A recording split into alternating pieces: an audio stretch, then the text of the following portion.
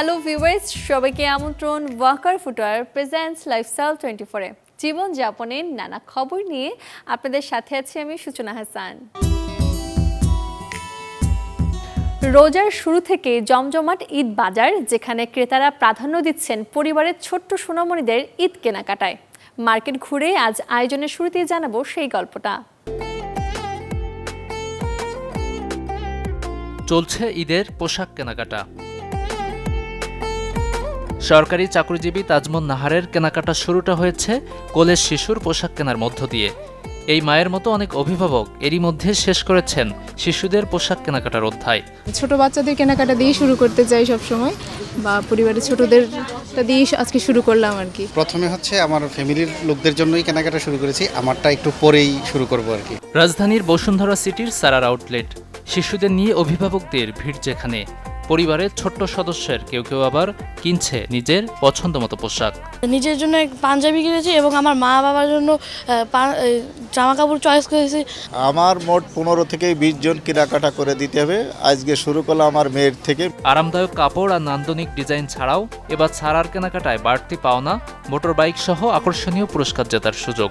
প্রত্যেক উৎসবেই তো ভালো কালেকশন থাকে, ঈদেও সেরকম থাকবে। এই আশা করে দেখি যে যদি উৎসব উপলক্ষে ভালো কালেকশন আসে, আমি যদি নিতে পারি। কাস্টমার 4000 টাকা বেশি কেনাকাটা করলে আমরা একটা র্যাফেল ড্রয়ের আয়োজন করছি, যার ফার্স্ট প্রাইজ হচ্ছে গিয়ে আপনার রয়্যাল এনফিল্ড, সেকেন্ড হচ্ছে গিয়ে আপনার ডাবল ডোর ফ্রিজ এবং থার্ড হচ্ছে গিয়ে আপনার এয়ার টিকেট। ঈদ ঘিরে দেশীয় ফ্যাশন হাউজে উৎসব কেন্দ্রিক ভিন্ন ভিন্ন কালেকশন থাকায় এ সময় কেনাকাটা সারছেন বিভিন্ন ধর্মাবলম্বী মানুষরা। গাজী আনিস, চ্যানেল 24, ঢাকা। এবারে জানাবো এমন কিছু খাবারের কথা যেগুলো রাখতে পারেন সেহরির মেনুতে, যাতে করে সারাদিনের রোজাতে আপনার শরীর পাবে সঠিক পুষ্টি, দূর হবে ক্লান্তি ভাব। প্রচুর পরিমাণ প্রোটিন সমৃদ্ধ খাদ্য উপাদান হলো ডিম। প্রোটিন ছাড়াও এতে রয়েছে ভিটামিন ও অন্যান্য পুষ্টিগুণ, যা সারাদিনের শারীরিক শক্তির যোগান তৈরি করে। সেহরির সময়ে ডিম খেয়ে নিলে রোজা রাখার ফলে দুর্বলতা দেখা দেবে না। ওটসেও একই সাথে স্বাস্থ্যকর কার্বোহাইড্রেট ও প্রোটিন পাওয়া যাবে। দুধ ও কলার সাথে ওটসের স্মুদি তৈরি করে খাওয়া যায়, কিংবা দুধ, কলা ও অন্যান্য ফল এবং বাদামের সাথে মিশিয়েও খাওয়া যায়। পর্যাপ্ত পরিমাণ প্রোটিন সহ অন্যান্য প্রয়োজনীয় পুষ্টিগুণের জন্য সেহরিতে অল্প পরিমাণে মুরগির মাংস খেতে পারলে খুবই ভালো হয়। বিশেষত সবজির সাথে মুরগির মাংসের মিশেলে তৈরি তরকারি তৈরি করতে পারলে সবচেয়ে বেশি উপকার পাওয়া যাবে।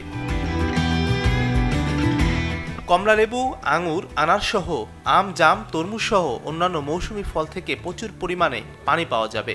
অন্যদিকে শাক, শসা, টমেটো, লেটুস সহ সহজলভ্য সকল সবজিতেই রয়েছে জলীয় অংশ, যা শরীরকে শুষ্ক হয়ে যাওয়া থেকে নিরাপদ রাখতে কাজ করবে। ফলে দিনভর কাজ করার শক্তি পাওয়া যাবে। অল্প পরিমাণে পর্যাপ্ত পরিমাণ পুষ্টি ও শক্তি পেতে চাইলে বাদামের বিকল্প নেই। বিশেষত বাদামের সাথে দুধের মিশ্রণে সবচেয়ে ভালো ফল পাওয়া সম্ভব হবে, যদি দুধ ও দুগ্ধজাত খাদ্য গ্রহণে সমস্যা না থাকে। বিভিন্ন ধরনের মিশ্রণ বাদাম থেকে পাওয়া যাবে ফ্যাট, প্রোটিন, কার্বোহাইড্রেট, আঁশ, ভিটামিন ই ও ম্যাগনেসিয়াম। Desk report, channel 24। রোজা রেখে বেশিরভাগেরই মুখটা দেখায় শুকনো, কমে যায় ত্বকের লাবণ্যতা। কিন্তু কেন? কি করে হবে এই সমস্যার সমাধান? এই প্রশ্নের উত্তর জানাবো একজন বিশেষজ্ঞের কাছ থেকে। ঘুমের যাতে ঘাটতি না হয়, তাহলে কিন্তু আমাদের না ঘুমাতে ঘুমাতে হরমোনাল চেঞ্জেস হবে, আমরা অস্থির থাকবো, সেটা করে আরও বেশি হরমোনাল চেঞ্জ হবে, অ্যান্ড্রোজেন বেড়ে যাবে।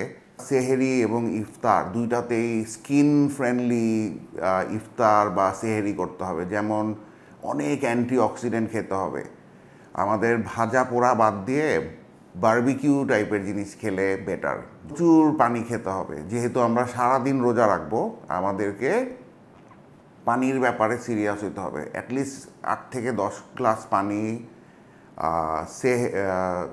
ইফতার থেকে সেহরির মধ্যে খেতে হবে। ঈদে যাতে আমাদের স্কিন ভালো থাকে সেই জন্য আমরা বিভিন্ন ধরনের ক্রিম, ময়েশ্চারাইজার, লোশন, তারপরে সানব্লকার অতিরিক্ত মাত্রায় বেশি মেখে ফেলি। আসলে এত দরকার নাই, প্রয়োজন না হলে না জোর করে রমজান মাসে এত কিছু মাখা যাবে না, কারণ আপনি এমনিই 5 বার যখন নামাজ পড়তেছেন, অজু করতেছেন, এইটাতেই কিন্তু আপনার স্কিন অনেক হাইড্রেটেড হয়ে যাচ্ছে। বারবার ময়েশ্চারাইজার দেওয়ার দরকার নাই।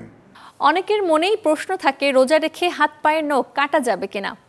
দর্শক, তাদের জন্য এবারে জানাবো রমজানে ইসলাম ধর্ম অনুসারে হাত পায়ের নখ কাটায় কোনো বিধি নিষেধ আছে কিনা তার আদ্যোপান্ত।